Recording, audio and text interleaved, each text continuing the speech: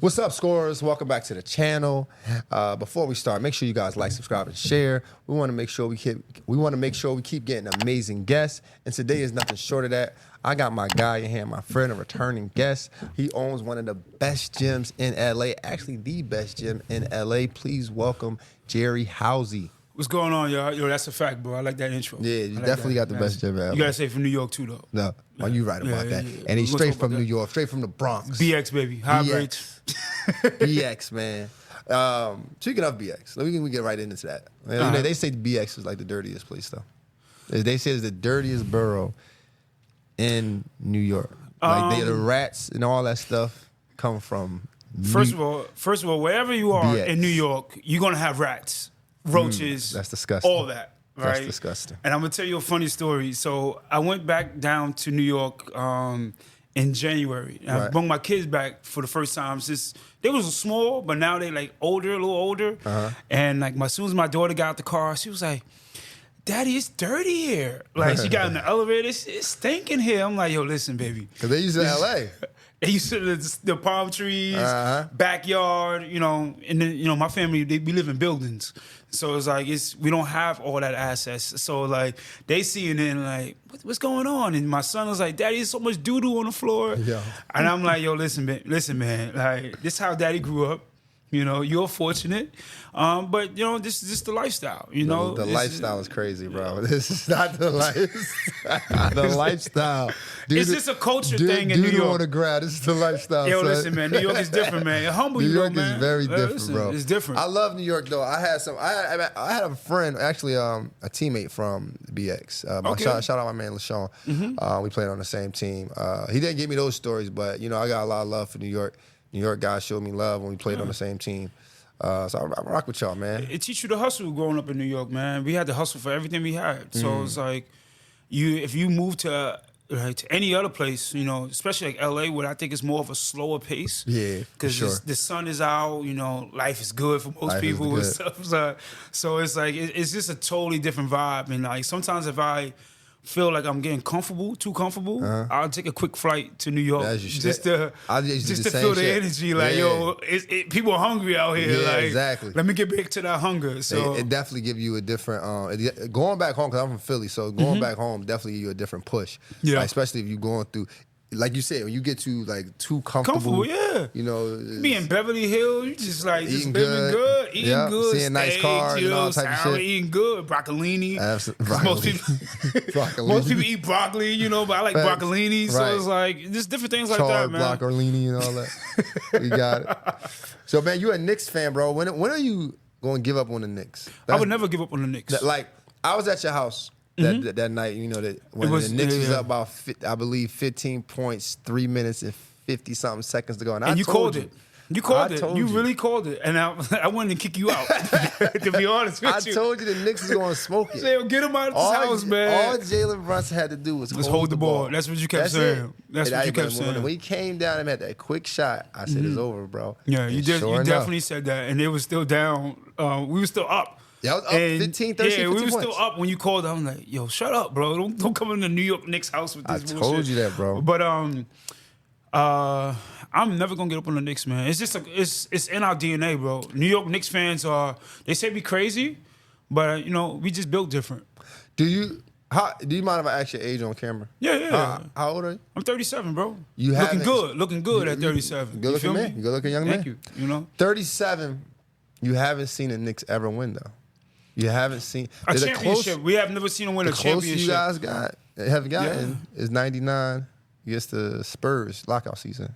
That's a fact. So I'm trying to figure out what makes you. Why would you want to be a Knicks fan? Did you know LeBron James got more points more playoff points than the Knicks franchise? Is that a fact? That's a fact. I got to do the numbers on that. I'm telling you.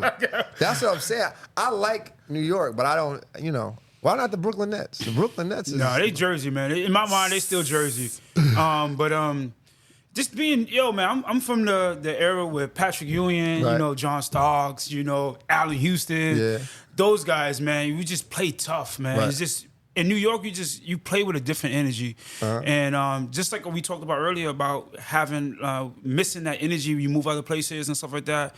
When you're in New York, you have to like welcome that. If you're not that type of player, you better become that type of player, or New York is going to get you out of there. Like, who's your favorite Knicks player? Like growing up. Allen Houston, and Patrick Ewing. Like when Patrick Ewing got traded to the Supersonics, Seattle tough. Supersonics, He was I cooked. cried. He was cooked at that point. Yeah, but you're going to see guys retire. Yeah, as a I Knick get what guy, you're saying. you know, it's just like, even though he was limping around. I ain't gonna lie. When you think of the Knicks organization, you do think of Patrick Ewing. Yeah, bro. Listen, he is to us, man. He's everything.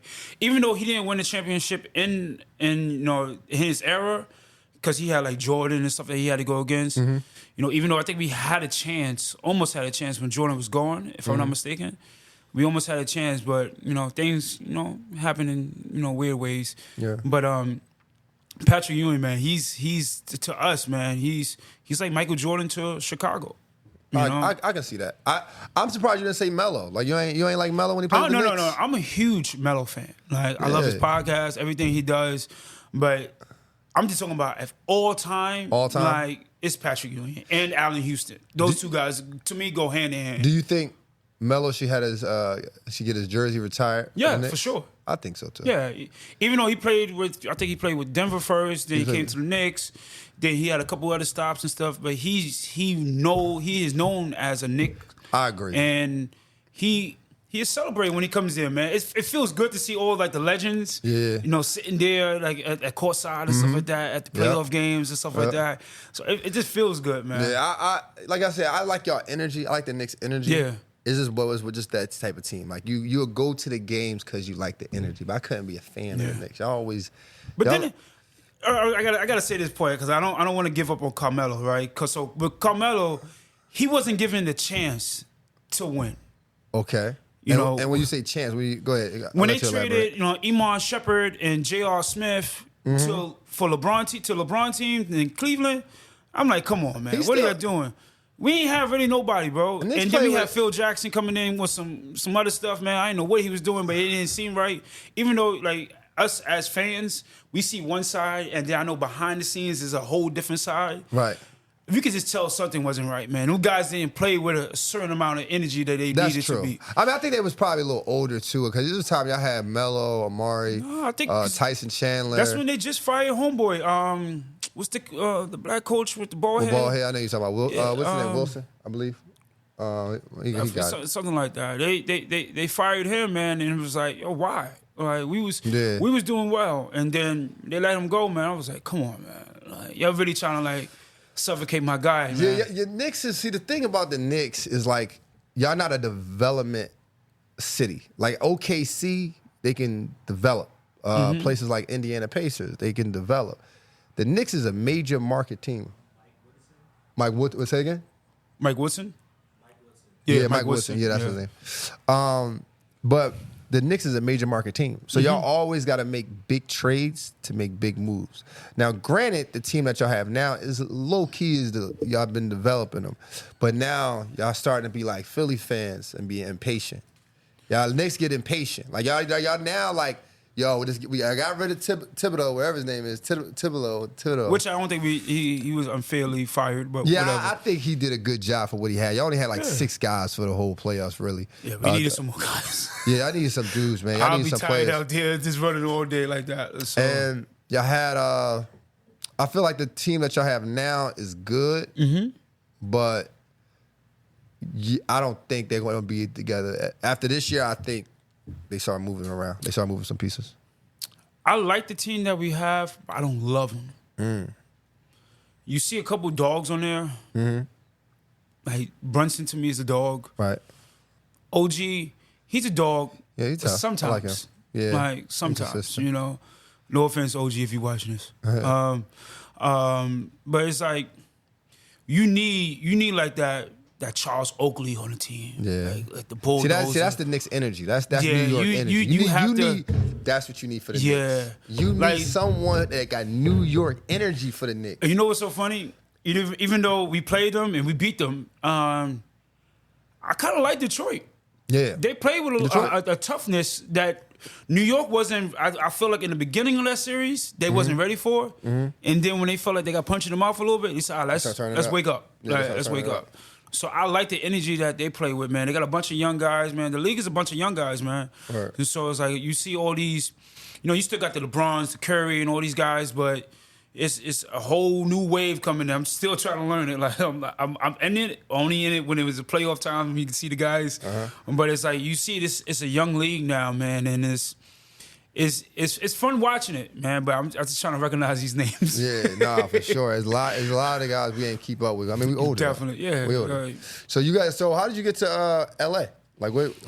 Well, what was the journey there? The journey to LA was, I didn't want to be here.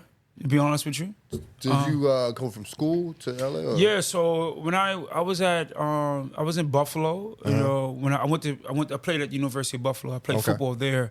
I played there. And was you good? Come on, don't play with me, bro. Don't play with me, bro. You see it. I mean, don't see it, bro. A lot of people can say they some people admit like I wasn't good. Listen, I was a 4-year starter. No, 3-year starter. 3-year starter. That's a legitimate question. Like some people didn't start 4 years. No. I'm not a 4-year starter. 3-year starter. I'm sorry. Okay. I lettered all 4 years.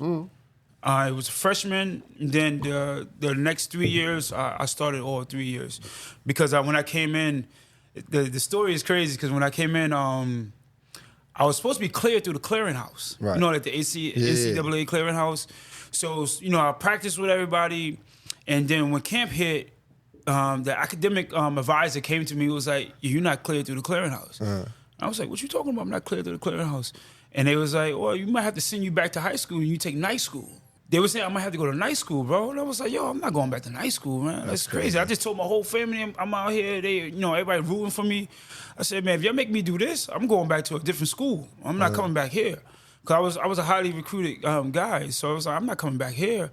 And what happened? They ended up making it work somehow. Like I had to do like some exam or some type of test, and I couldn't practice the whole summer camp.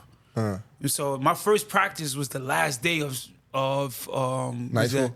No. My first day of practice was the last day of camp. Gotcha. Of college camp, like the spring, not spring, summer camp. Okay. And so I was supposed to redshirt that year, but they needed me, and because I was a good player, so I ended up, slowly into the rotation, and then I ended up starting. Then I caught a concussion. Concussion, I think game 7, and that kind of put me out for like the rest of the year.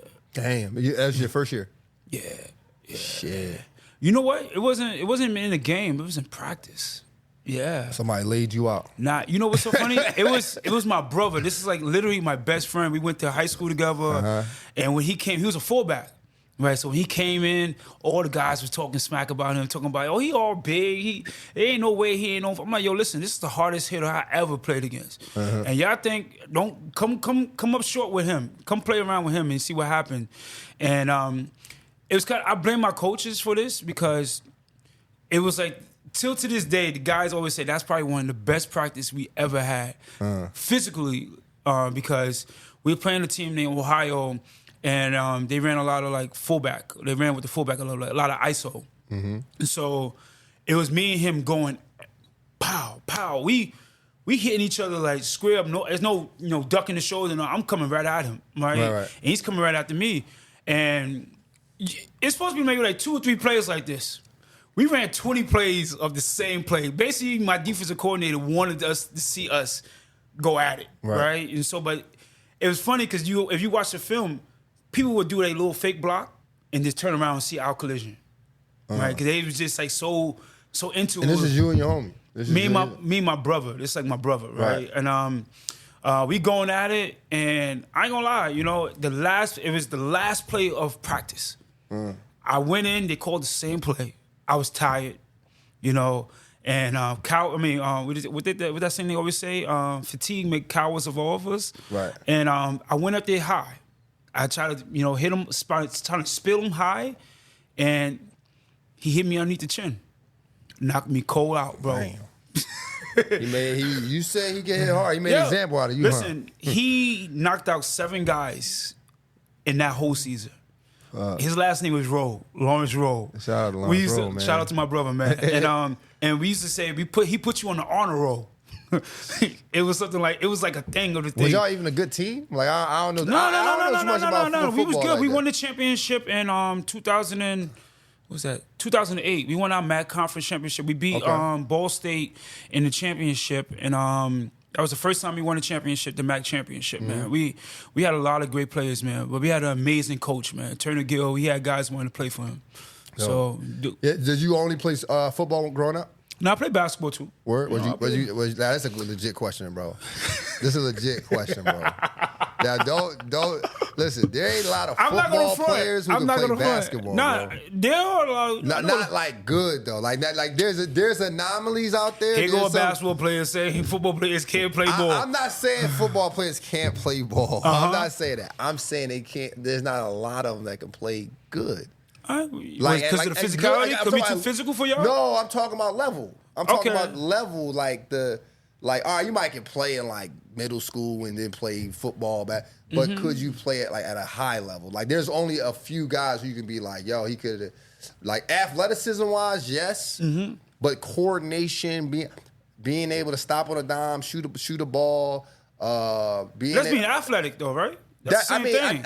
Eye and hand coordination, depending on what position you play in football. If these are things being able to dribble, at a full speed. These are things that every football player can't do. Now, don't get me wrong. There's football. I know a lot of great football players that are great basketball players. That's anomalies, though. I'm saying, all right. Well, you a good basketball player. I was decent. I ain't gonna listen. I'm gonna tell you straight up, bro. Like, anytime somebody said it was decent, listen. All right, if you ask someone, how your homegirl look? She decent. Okay, yeah, I feel that. But listen, all right, with me, when it comes to basketball, I was decent. Right. I probably wasn't in the best shape as a young kid to be playing basketball like that. It's different endurance. It's different. Just like anything, you build on that. If you work on it long enough, you'll be good at it, right? And so my first love was baseball, right? In the Bronx, we call it bed ball. Right, being around Latinos and stuff. We call it baseball. We call it baseball. But baseball was my first love, and then basketball because everybody in the street played basketball. Was you good at baseball? Yeah, I was definitely good at baseball. I'm trying to see you as a multi-sport guy. No. I was good at baseball. I was good at baseball. And when it came to basketball, it was something about the full court. I ain't gonna lie to you. I was getting tired. That's what I'm telling you. Running up and down, but I'm really good at one-on-one. If you get one-on-one, 3-on-3. I ain't gonna hold you. I'm busting ass. Pause. Heck no. Heck no. I can't one-on-one. Well, you a hack. Like, all right, I'm be real. Nah, I was Baby Shaq, bro. That's what I see. That was my idol growing up. I already know you was a hack. I already know you was Even though I'm a Knicks fan, I love the dominance of Shaq. You about 6 foot, 6'1"? I'm 6'1", 6 1/4. 6 foot, bro. You Baby Shaq. You just playing mad aggressive for no reason. See, this is the thing. When you growing up and you taller than all your friends, right? In your head, you're gonna be 7 foot. So right? So I'm like, okay, I'm taller than everybody in the neighborhood. So Shaq is dunking on everybody, going crazy. So I'm like, I can be that. I can be no bully ball. I can do that. I got the size. And for some reason, when I got to like 8th grade, everybody just started getting taller. Like, oh shit, I'm not growing as fast as I thought I was gonna grow.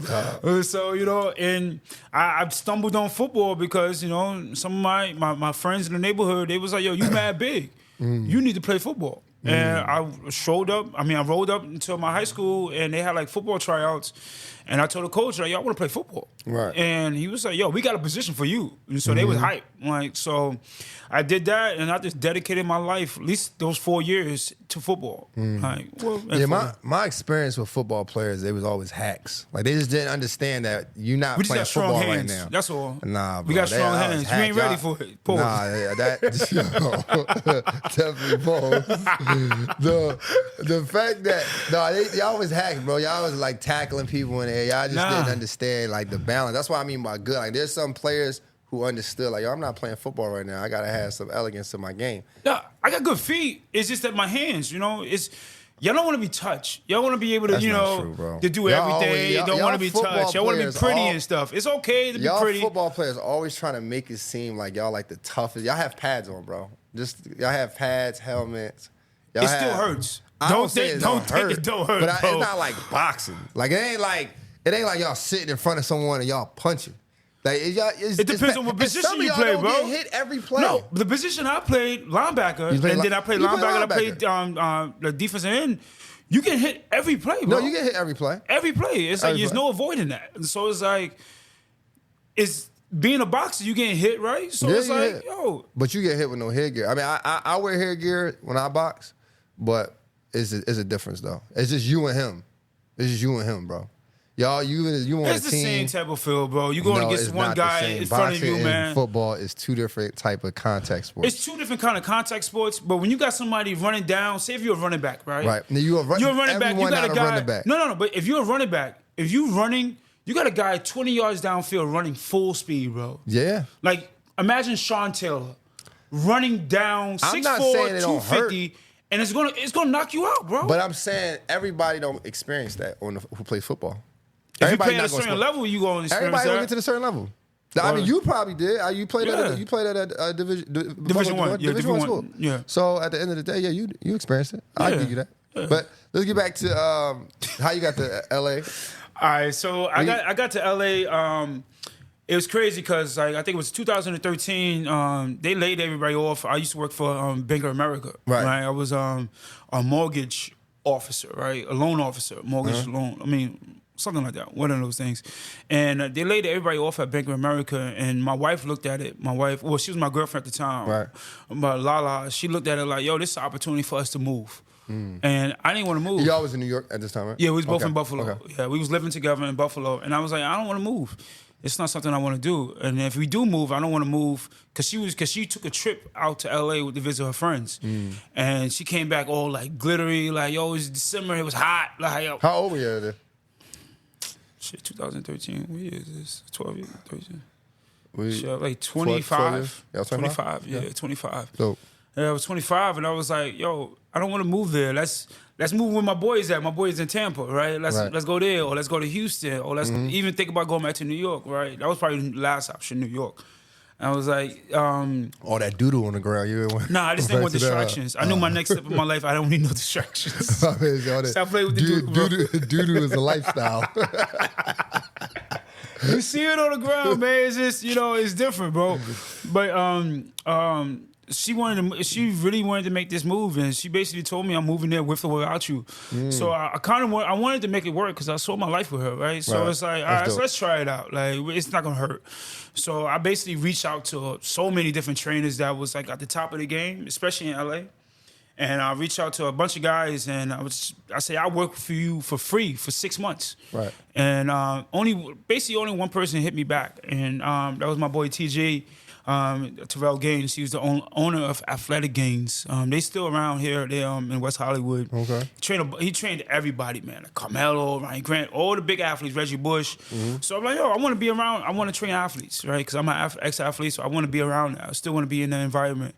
So I worked for him for about maybe like 4 or 5 months, and we did that. And I asked him, like, hey, bro, like, yo, I think it's time for a job because I need to get paid. Like, LA is not cheap to live in, right? So I need some type of, financial, like, security. And he basically told me, and we laugh about this now, he think I should work for 24-Hour Fitness. No shame with 24-Hour Fitness, but I'm like, damn, bro, like, that's how you feel?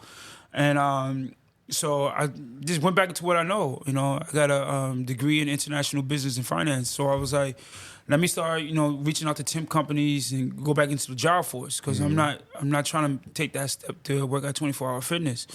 So I started working a bunch of temp jobs, landed at Skechers, and I worked there for like 1.5 years. But before that, I worked at a bunch of jobs. Just so the in the office, corporate office. I'm not out here selling sneakers like your body Skechers. Even though you'd be surprised at the time when I was there, Skechers was the number 2 retail when it comes to like sneakers and stuff next to Nike. Wow. Nike was so far apart, but the next one was Skechers, which if you go down to like Manhattan Beach in LA, all you see is Skechers. Well, everything's Skechers. Well, listen, Skechers. I wasn't like making no jokes. I'm okay with sponsoring this. You know what I'm saying? I'll wear some Skechers. You gotta talk to the Greenbirds. I don't mind some Skechers. Go ahead. Yeah, so I did that, man, and I was working there, and then I was like just training a bunch of, not training, but like working out with some of my like coworkers after work, and I would post videos from time to time on there,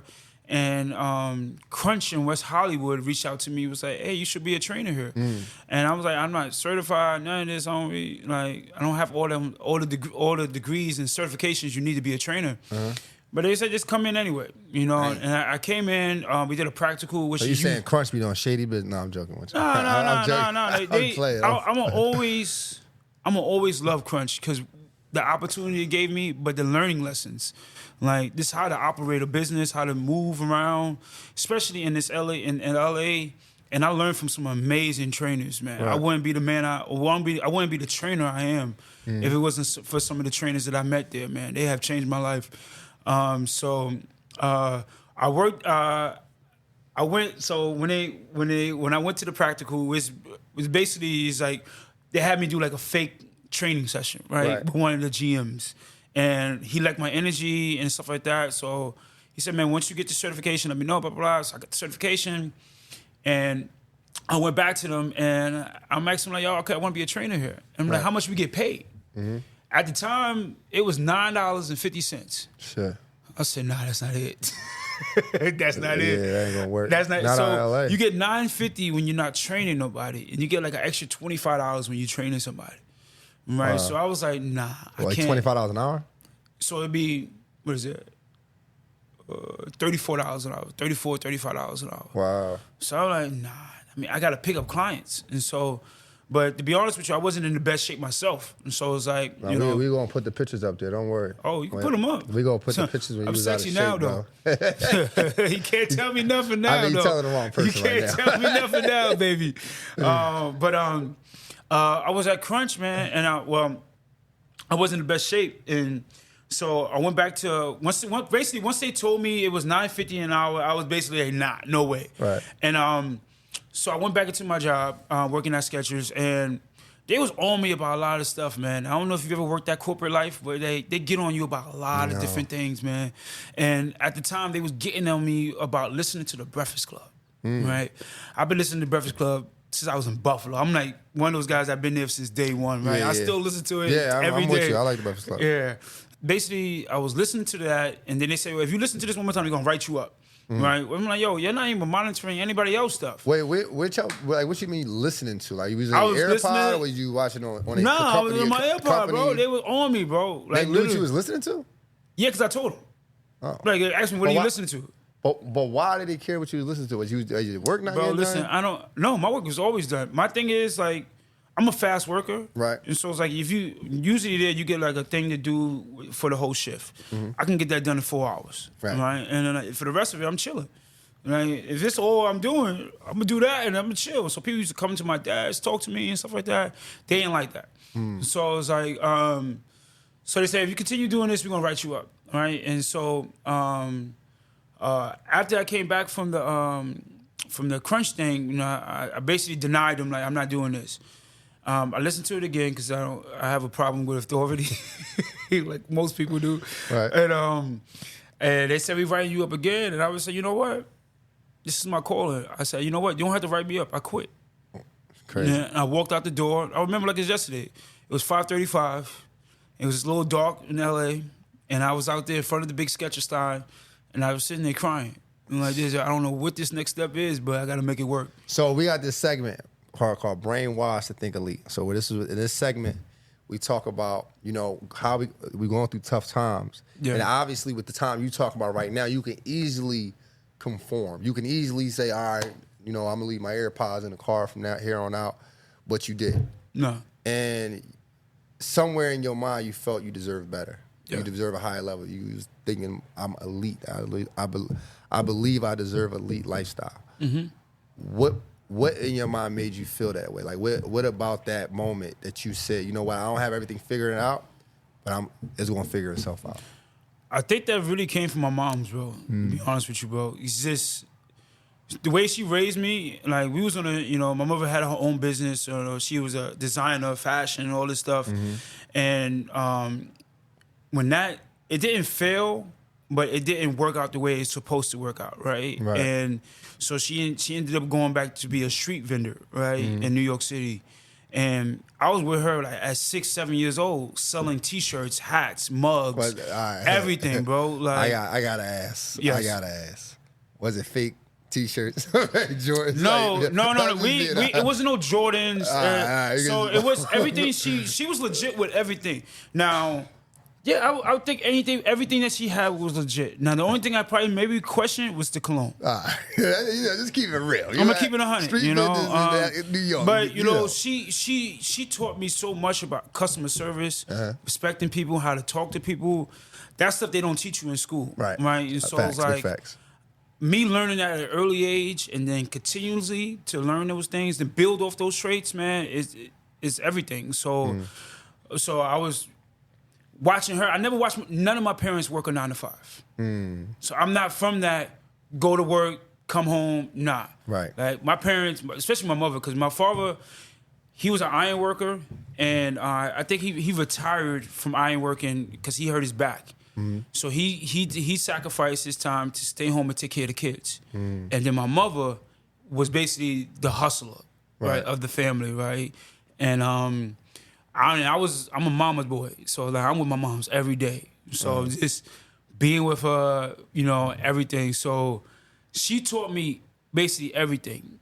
And one thing about my mother is like, if I ever had an idea or anything like that, she always said, do it. Dope. Now I'm around other people that when they tell their parents about other goals and dreams, they kind of downplay it. Yeah. Right. That's how I grew up. Yeah. So my mother was always like, go do it, baby. So she always gave me the confidence to do things. So, you know, that's one thing that I'm always appreciate by my mom's, that she always gave me that, man. That's what's up. But so when that happened to me, I just thought about, like, I had a conversation with my moms. I'm like, yo, mom, I'm going to this. Baby, do it. Do it. And so it was like, I got the confidence from her, even though I know I was out here with at the time she was my girlfriend, Lala. I was like, yo, I'm gonna make this work. Because you know, you paying half the bills and this and that. Like, so you like, yo, I gotta make sure I'm not with my wife to take care of everything. So just to clarify, you was a 50-50 guy at one point. At one point. At one point. I'm just trying to give people the hope that understand that sometimes your man you gonna have to go 50-50 with your man until he can go 100%. Yeah. And I take care of my wife. I take care of my family. I will vouch for that. He definitely does. Yeah, I take care of my family. When that happened, I was like, yo, I gotta make it wherever the next step is, I gotta make it happen. And so I called Crunch. I was like, yo, take me, please. I take that $34 right now. I take that, bro. I take that. I did that, man. I hustled, man, and it was hard because I was still big. Right. I was on the bigger side of things, and everybody said, yo, you cool. But I think you might need a trainer. You feel me? And I was like, all right, so if I would have really want to take this personal training thing seriously, man, I posted up before and I said, watch me transform my body in a month. It was January, I think, of 2015. Right. I said, watch me transform my body. And then at the end of that month, I posted my after picture, and I was 17 pounds down. And people said, oh, and I was just continuously to build on that, man. And I built a great audience at Crunch. And then I left Crunch, went to a different gym that went private. Built that gym up, and most people thought that was the gym I owned, right? And that kind of gave me the confidence because people thought I owned that gym because you see the way I operate in the gym. Right, I'm friendly. I'm talking to everybody. I did that at the other gym. So I was like, all right, it's time for me to do my own thing, man. And I was fortunate enough, man. And what was it, February of 2020 to get my lease, to basically get my first building, man. You're doing a great job. Yeah, man. For us to still be here with every gym that was around us closed for good. No, for sure. You know, it says a lot about the community that we have at Strong House, man. So thank you for all the the supporters and the people that believe in what we're doing. Yeah, no, for sure. I mean, I've been with Strong House since 2020. Yeah, 2020. Yeah. Was it February? No, I don't think. It wasn't that early. No, it wasn't that. Yeah, we ain't really opened doors to like like August, like around August. Yeah, it wasn't that early, but you totally right about that. I came around like October, November. Around that's when we started like you know. opening the doors to people and stuff like that. Yeah, man. You know, I will say, you do have a great community. You do have a good vibe over at Strong House. It's one of the gyms where I can feel like it's home. It's like family. Yeah. Like everyone that's there I've seen for over the last 5 years or whatnot. And then there's a place where sometimes I forget I even have my AirPods. I can play some good music. You know what I mean? And then one thing I do admire about you as a business owner, you are very hands-on. I wish I could. Inspire to be that way with my business. Not, obviously not with the Score Society part, but like my basketball program or whatnot.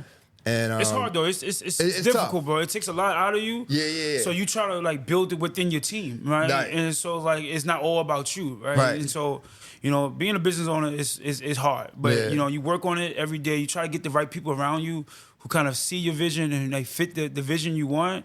So, but you're gonna have some rotten ones from time to time, but you just build off that, man. And that was the whole purpose of building Strong House, right? Because me being an independent trainer, I was being in different gyms. The energy was bad, the colors was kind of dull, and like people wasn't really working out. People was just talking. The music was low. I would say, yo, I miss that like college atmosphere, right? Yeah. I always say this, and Lala said I should stop saying this, but I'm gonna say it anyway. I think Strong House feel like a high school, because everybody high school experience is different, right? Yeah. But it's like, if you come in there and you communicating with people and stuff like that, we gonna shout you out. You come through the door, what up, Sean? Like come through, like so we you go yourself, Sean? I call it. It's Sean Sugar Gamers. Okay. I don't know. You straight. So we like, yo, sure, what's up, bro? Like, stuff like that. Or we see you playing, you're not playing, but you on the boxing bag. I might come around, like, play around with you. Right. Just making sure, like, yo, you feel at home, bro. You feel comfortable, bro. And that's one thing I will say you do a really good job. Yeah, I try. That's why you probably be drained. But I see you leaving out around like the times you leave. I don't want to put the times you leave out. Yeah, don't tell nobody. I'll get up out of here. I'll get up out of here. But I'm done. Like, it's mentally draining, right? But I love it, man, because like yesterday I got a DM from this one member, and she was like, "Yo, thank you so much for creating a space like this, right?" And we had another woman like last week. Her name was Sahara, and she just had a baby, right? And she was like, "Yo, I don't think I would have been working out through my whole pregnancy, and now motivated to get back into the gym if it wasn't for like the community at Strong House. Like everybody talking to her, you look great, because when you having a baby, right? I don't know about having a baby, but my wife though, right? So you got a lot of emotions and stuff like that, like hormones and stuff like that. You might not feel pretty one day, this and that. When you come in, people yelling your name. You look great. You doing good. That brings a boost of confidence, right? 100%. And I always say fitness brings confidence, right? Like I had confidence when I was growing up, and like. But once you like set a goal and you accomplish it, then you create a different goal, and then you keep doing it over and over, your confidence level go through the roof, right? And that's the point where I'm at right now. It's like, because I'm setting goals for myself, accomplishing them, and then continue going, doing the same thing for my clients, right? And I watch my clients' confidence grow through the roof, man. My clients go through my confidence has gone through the roof, right? And people always say, Jerry, you this and that. They always make jokes about me and stuff like that, but it's just fun I could feel relaxed there. No, for sure. So it's just good to see everybody relax. Yeah, that's how I really feel over there too. Like there's sometimes I'm not really working out hard all the time, but it just feel good. Like I said, I feel like family. I want to go. We sit there and talk. Right. Sometimes you might need that therapy session. 100%, 1000%. You might be going through some things at home and stuff like that. You know what? Let me come here and I'm gonna get my boxing on, but somebody randomly just gonna come and talk to me about anything. Facts. And it feels good, man. It feels good, how man. How important is working out, especially like for men, because our audience is 97% men, I want to say. Last time I checked, it was like 97% men. How important is working out for the mental health for men these days? First of all, I think Dion said this, you look good, you feel good, you play good type thing. Yeah. Like, who don't want to look good? Right. Like, for me, like, I want to look good. I want to walk through the doors and you be like, yo, who that? Like that's kind of like how I feel when it comes to working out. But for me, working out, man, it's a stress reliever. Yeah, for sure. I'm to myself. I always say most people on a day-to-day, they doing something for somebody else. Right. right? And if that hour, if you can lock in, that's totally focusing on yourself, right? And so when you can at least give an hour to yourself a day, you know, some people don't. I work out 6 days a week, but some people don't do that. But if you can at least give, 5 or 6 hours to yourself, now you're doing everything for everybody else. Give some time for yourself, right? And if you can do that, man, you can be great, man. It's so many different things that you can like. Well, I'm just based everything off of Strong House, right? Like you come into the gym, you might get a great stock. That's, because we talk about everything there, right? So you might go, this is a new stock that's coming up that we might need to tap into, right? It's just so many different things that you can get while being in the gym, and you find like-minded people like yourself that you can share ideas with, that you can grow with, that you can hang out with. You know, us we not from here. You feel me? So it's like, I probably would have never met you if I didn't have this space. Yeah. But be creating a space that with people that's outsiders, they could come here and they can just easily fit right in. Yeah. Especially if you got some type of personality. But my favorite part is the people with not saying no personality, but people with self-esteem, low confidence and stuff like that. You see them in the gym, and then after a month, 2 months, now they talking. Right. Now they they dancing with the music and stuff like that. That's what I love, bro. Like it's I don't want to call members out, but it's a lot of members that was like that. Right. And now seeing them a year later or a couple months later, like this the confidence they have gotten, man. It's a beautiful thing, man. It's really a beautiful thing. You definitely did your thing on that. I honestly can say that. I've been to different gyms, Equinox, obviously. You're just a barcode there. You're cold. Like, swipe, walk in. That's it. You don't talk to nobody. And the employees there is treated like that too. Like, hey, you don't really gain that connection. Yeah. I can honestly say I've got great connection with a lot of your members at the gym and great people. We don't allow no egos. So one thing I know about being in the area we in, which is Hollywood, people with a little bit of coin comes with some type of entitlement, right? At Strong House, we don't do that. Right. Like if you got an ego, you gone. I have kicked out members that thought they didn't want to share weights or this is my space. I come here, I want this space to be open. It's not the space for you. You can go to a different gym. Right. There's other gyms that will accommodate that. Not Strong House. Now we all family, community. We gonna share the weights. We gonna laugh, joke. We gonna party a little bit. Like this is a space for us. Like if you're not about that, which everybody has one goal and that's to get better. If you're not about that, then this is not the space for you. That's dope. That's dope. Yeah. So you got a family, right? Oh yeah, you got a young son. I got my boy JJ, man, Jerry Jr. Yeah, he rocking the Score Society shorts. Yes, man. You gave us some shorts, man. He wear both. He can fit them now.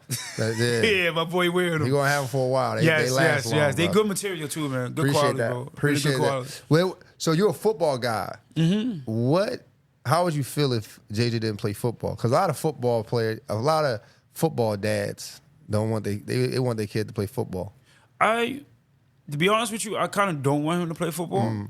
Just because of the injuries. I have 7 concussions, shoulder problems, knee getting laid out surgery. At fucking practice. Shut up, bro. Listen. I did a lot of laying out myself too. Don't think. Bro, you should have said that earlier. No, listen. I welcome competition now. Like I welcome competition. You made it seem like the first day of practice you got laid on your ass. Bro, you act like Jordan didn't get kicked off his high school team. It happens to the best of us, bro. Like I mean, Jordan got a different story now. He's a GOAT. He's a GOAT. You gonna have the score. You gonna have them dudes in the comments going crazy on you now. Don't come for me. I'm not interacting with none of y'all. You say Jordan. If you comparing yourself to Jordan, I'm not comparing myself to Jordan. Them dudes in the comments gonna go crazy. Listen. One thing I learned in 2025, that's the year we are in, don't engage. That's the biggest thing I learned. I love engaging, though. I engage. I don't engage. No. I can't catch everyone. I can't catch everyone, but I do engage. I do engage in my comments. I don't engage with, like, negativity. I might talk a little shit. I'm from Philly, sometimes it's not.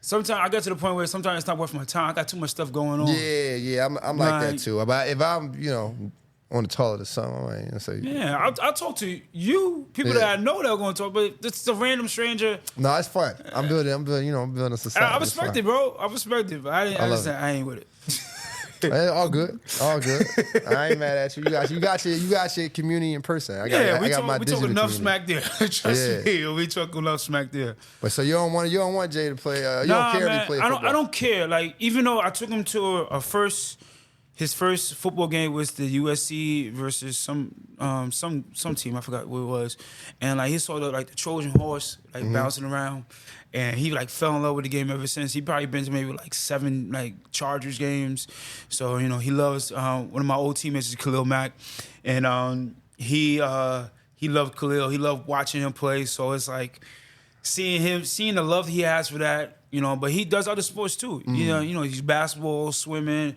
soccer. I'm trying to get him into martial arts and stuff like that. So he's tapping into other things. You know, football was it wasn't my first love, but it was my scapegoat. Good. You know, I probably wouldn't be here today, sitting here with you, if it wasn't for football, to be honest with you. Because the lifestyle we grew up in. The doodle lifestyle.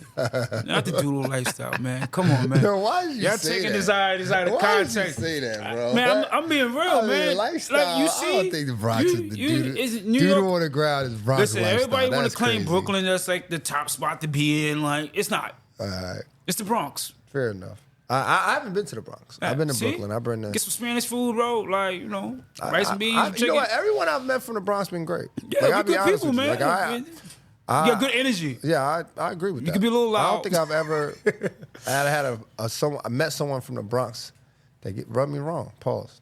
But yeah, I'm from New Bronx. York. I mess with the BX. Yeah, New Yorkers are good, man. Be good people. Yeah, man. Show us love, man. Do you have goats as far as like for your goat for the basketball? I don't know how.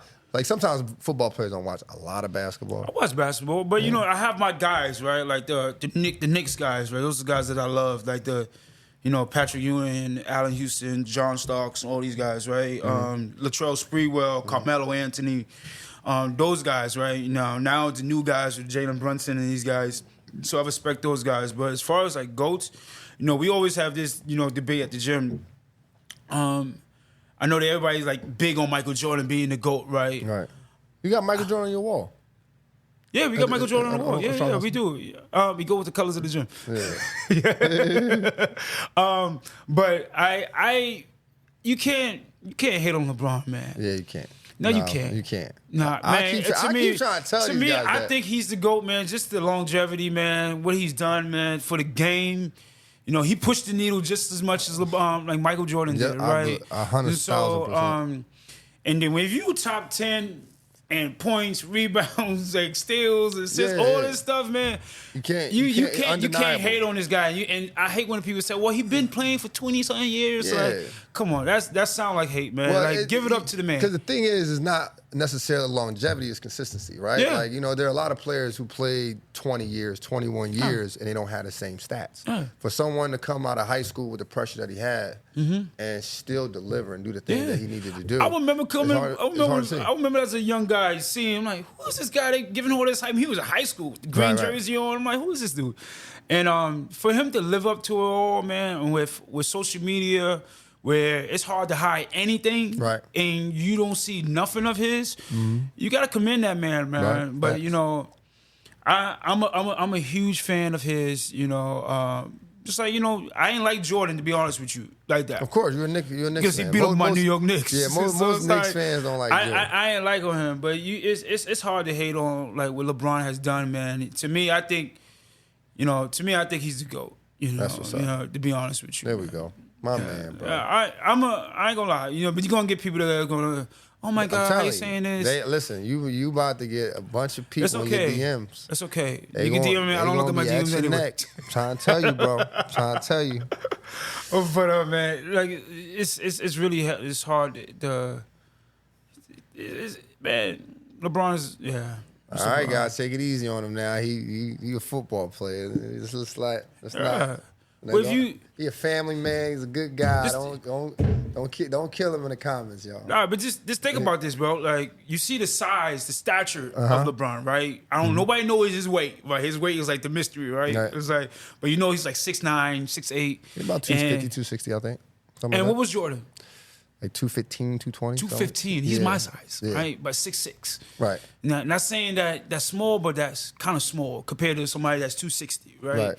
And if they play one-on-one, like it's a different body mass for sure. Yeah, my money's on the bigger guy. Yeah, that's just as fast. Actually, probably faster. That can jump. right? Yeah. You know, but I think those are two different type of players, though. I to do. be honest with you, I think they always do that comparison with LeBron and Kobe. If you want a killer, like I don't look at LeBron as like I look at him as a basketball player, Right. Like, but you want somebody that's just gonna score and like don't care really about his teammates like that, like who's gonna drop buckets. Then you go with MJ, Right. you know. Then you go with like the Kobe, the guys who I don't care if you don't like me, like I'm gonna do what I want to do. Like, Exactly. Those are those type of guys, right? But if you want a team guy that's gonna make everybody better, then you go with LeBron. Yeah, man. I agree. Yeah, you go. If I was starting a team, I wanted guys who gonna make everybody better. Nah, Because you're not gonna have a bunch of like Shaq. I mean, Kobe had Shaq, and then people you a downplay. smart GM. You would be a smart GM, my man. Yeah. Then you had what is it? You had Kobe had Shaq. Then you had Jordan that had Pippen. Which I didn't watch basketball in the '80s like that because I think Jordan came in like '84 or something. Yeah, like that. 84. 84.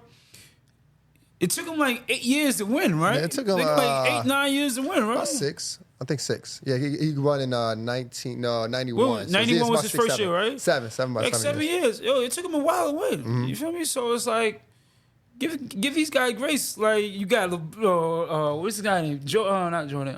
LeBron. LeBron took the Mavs. Wait, what year was that? Year 3? When he Year 3 or 4? You talking about when he took the Spurs? Yeah, when they lost to the Spurs. When he lost to the Spurs, it was they had no business being there. Yeah, year 3 or 4, I believe. Yeah, you had no business being there. No, for sure. And then I think he beat one of the greatest teams ever. The 79 and what was it? The Golden State. Golden State Warriors. 70. They was 70. 73 and 9. 9. You beat that type of team, bro. Yeah. And no offense, I don't think Jordan beat anybody like that. That had something like that. No. Jordan, when he was playing, he was always the best. He was always the best. Yeah, always. so it's like... I debunk... The reason why my energy like this, because I debunk this all the time. The guys don't want to listen to me. They always in my comments saying, but when you gotta put the real facts out there. Yeah, it's right in front of you. Yeah, like, it's not even a debate. Don't be blindfolded just because you live in a certain era and like... Just like with hip hop music, like I can't listen to this music because it don't sound like real hip hop or anything like that. It's just a different era. Things change. That's why I say I don't think you can really rank a lot of guys in eras. Yeah. Because you think about like, all right, Jordan was dominant in that era, and we got to give him that. Yeah. But the next guard people may compare is like Penny Hardaway. Hardaway, his best year in the '90s was 21 points. Michael Jordan, that same year, averaged 29 points. He was just like ahead of guys. But you put Michael Jordan in the 2004s, and then you turn on the TV, you like, damn, Allen Iverson had 37 tonight. Kobe had 29 tonight. Paul Pierce had 29. Players are better. Like you would just be, it wouldn't give the same feel that it gave in the 90s. Right, players are better. And I don't think, I can't remember every player back then, but it's like, I think it's probably better players now. Of course. More of a selective play, because we got, the NBA is so global now. Yeah. Like the stars not but Americans. It seemed like they're all international. So it's like I mean, you figure Giannis, Jokic, Luka Doncic, SGA just won MVP. Yeah. That's your top 4 guys right there in the league, in top scorers, triple doubles. Then you got like Americans like Anthony Edwards or whatnot. And, I think he's like 2 more years before he can finish some years. Because I still can't believe I think he's 23. Is he 23 or 25? I think he's 25. Yeah, Anthony Edwards. But yeah, he's a young star in the making. But he got so much potential. 24. Just think about 24. Yeah, bro. He got a long way. I mean, the league is young. I think I'm excited about it. I think everyone else would be more excited about it once the guys develop. What we're used to is a LeBron James, a Carmelo Anthony, a D-Wade coming in and being stars immediately. But this is development league right now. Can I ask you a question? Go for it. Do you think LeBron is the best American player? Yeah, I think, yeah. What, American player? Who else would American be a better, player. Who else would be a better American player? Oh, would you take Anthony Edwards over him? At this age? No, I wouldn't even take Anthony Edwards over him. At this age. If you had to play next season. I wouldn't take Anthony Edwards. Yeah. And the only reason why I wouldn't take Anthony Edwards is because you're talking about 40. Wisdom. Yeah, 41. Well, I think he'd be 41 this year. So, but it's just about the wisdom, I think. You know what I mean? Like it's not like you go get LeBron, he can come off the bench. Yeah. You know, he's going to be a starter. I can never see him play more. Yeah, he's going to be a starter. Yeah. So, no, I wouldn't take Anthony Edwards over LeBron right now. Have you seen LeBron play? Have you ever watched him play? And the first time I seen LeBron play was in high school. Yeah, wow. I went to his high school game when I was oh shit, I must have been in that movie. Oh yeah, it was he played against a school called Strawberry Mansion, and I used to we used to get these magazines that come to the high school, and it was called high school sports magazines, and he would be on it all the time. Like there were every week, you know, there's different guys, but he was there like all the time. So I was like, who is this guy? And then, you know, this is before social media. Like there was no social media. And people was hyping it up. Yo, you know, boy, LeBron James, he coming to Philly. He's playing against Strawberry Mansion. Strawberry Mansion had a player named Maurice Rice. Maurice Rice is still the all-time leading scorer in Philly. Like he was about 5'11", 6 foot, something like that. And he was a scoring guard. Like he averaged 16 as a freshman, 25 as a sophomore, 32 as like a junior, 42 as a senior. He broke Will Chamberlain record, the whole nine. So this was like a big deal. He came. So when LeBron, like I thought, you know, I had a chance to go to the NBA. We all dreamed. And we all, you know, we all dream. And I've seen some players, bro. I've seen some players. Like I had a guy on my team. He was on an older team. A guy named Hakeem Ward. He played for the University of Syracuse. Played for Memphis. The whole nine. I've seen some NBA players, right? But when LeBron James came out of that tunnel, it was like, listen, bro, it looked like he was like floating. Like it looked like dog. It looked like the way he was moving on the court. It was I never seen nothing like that. Like I seen ballers, I seen hoopers, but he was faster than everybody. He was a step ahead of everyone. Like, you know, young, you trying to dunk, you doing all these dunks, and these hard dunks though. His joint was effortless. It was effortless. And the way he was playing was effortless. He was unmoved by the crowd. He didn't change his game. He didn't get out there trying to score 40, 50 points. He got everybody involved. He was 6'9", bro. He was 6'9", 230. And that's why I realized. It's probably crazy seeing somebody that tall in high school. You gotta remember, too, this was back in the day. Like, this is back in the day when if you was a big man, you put the ball on the ground, the coaches is yelling at you for that. You know what I'm saying? This dude was running point guard in high school. He was the biggest dude on the team. So it was just like it was like crazy to see. And it was like, yo, this is what an NBA superstar looks like. I've seen NBA players, NBA potential players, but this is what an NBA superstar looks like. So yeah, Bron. And I'll be honest with you, Bron's not my favorite player. Allen Iverson is. But I gotta respect it. I gotta respect what he has done. Bro, I gotta respect. respect. Grew up watching. You was in Philly. Oh yeah. Iverson took over the town. Yeah, like that's that was probably my first superstar. Like seeing a superstar play is Allen Iverson. But probably my first. But Allen Iverson's in the NBA when I seen him play. Like he played against the Orlando Magic in the playoff game, and I was like, yo, this speed is different. Yeah. But LeBron was like the first guy who was in high school, and I was like, yo, he's a superstar in the NBA. And I can recognize, and obviously I don't recognize talent as a junior in high school myself, but I was like, yo, he's definitely no need to go to college. Like, I've seen Kyle Lowry play. I've seen, who else? In the Sean Livingston play. I've seen these guys play, like Sean Livingston went from high school to the NBA. You kind of looked at it like, you go to high school to the NBA, he good, but I could probably play, and Sean Livingston was great, by the way. But LeBron came out of that tunnel, I was like, oh yeah, he different. So I watched LeBron play. My first time watching him play was actually this year. Right? I watched him win against the Knicks. Even though he's 40, I was like, I couldn't believe how big and fast he was, man. For sure. I was like, damn. The only person I ever saw that was like that, bro, was in high school was Lance Stevenson. Yeah, Lance was tough too. I seen him in high school before. I was talking to this girl back in high school, and she played my high school team was making it they went to the championship when they went against Mary Bertram. They won like 10 championships in a row, right? They had all the top athletes. But the main game was boys and girls versus Lincoln. Right. And I stayed for that game, man. I never seen anybody dominate like that. And he was so big, fast. And there was one point of the game where he just slapped the middle of the garden on the floor. boom, after he hit like a 3 or something like that. And I was like, yo, this guy is nasty. Who is this guy? Lance was and tough. I was like, wow, he's big. He wasn't. Usually basketball player, you see him like little, you know, skinny or whatever. But he had like a little meat on him, bro. I was like, yo, why is he? So he must play football or something too on the side. I mean, and then seeing them, and then seeing his steps, man, it just tells you, man, you might have the best guy in your town, right? That don't mean they're gonna do. That don't mean, even though he made it to the league and did very well for himself, it doesn't. In my mind, watching him that day, I'm like, oh, he about to be the greatest basketball player ever. The way just watching that, it's just so much go into it, man. I was watching the go into making the league, and I was just watching the podcast with him, man. He's just like, you know, I'm glad he was honest because he said when he got that big deal from the Hornets. He kind of like just got relaxed. He made it. Yeah, you know, he feel like he made it. You know. And so it's like, yo, you got to always keep that, you know, the gas on. Keep the foot on the gas, bro. Like, that's how I am, man. Never being like... I might struggle with that sometimes. Like, once I get... Because I think the hustle, getting to where you want to get to, and you get there, you're like, man, like, let me relieve myself. You can't. But yeah, that's when you got to go back to Philly. Yeah. Go back to Philly, bro.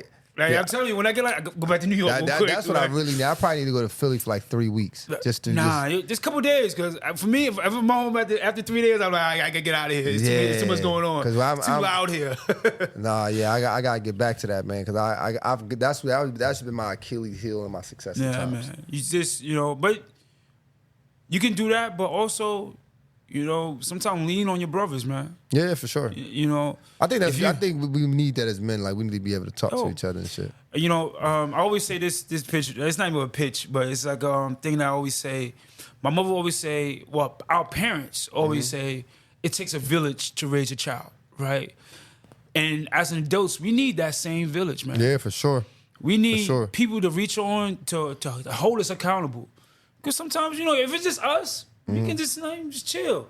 Right. But if it's, you know, if you got real friends around you, like real friends, they'll call, like some of my friends, if I see them doing something stupid on social media or whatever, I'm calling them. Yo, that's not it, bro.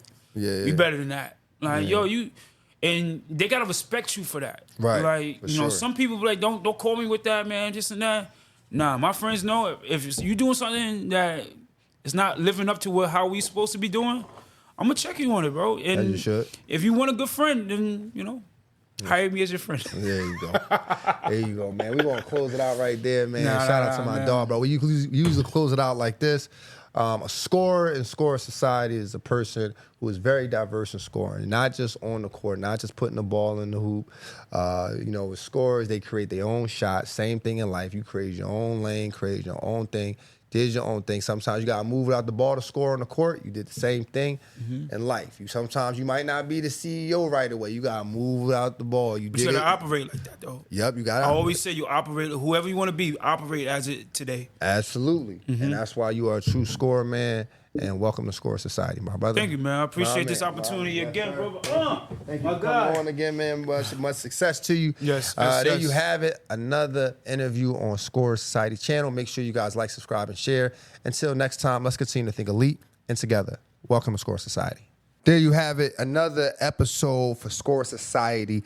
Make sure you guys like, subscribe, share, follow us on all social media platforms, TikTok, Instagram, YouTube, at Scorer Society. Let's continue to think elite and together. Welcome to Scorer Society.